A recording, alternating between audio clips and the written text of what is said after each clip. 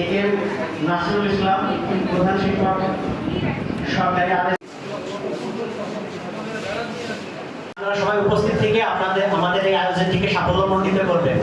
সবাইকে ধন্যবাদ। এই কথাগুলো বলে আজকে আমার এই মানে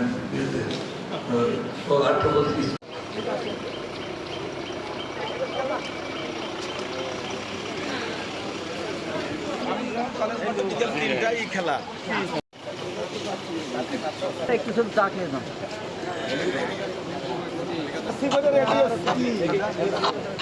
আমরা স্যারের জন্য একটি জয় করতালি দিয়ে আমরা অভিনন্দন জানাবো।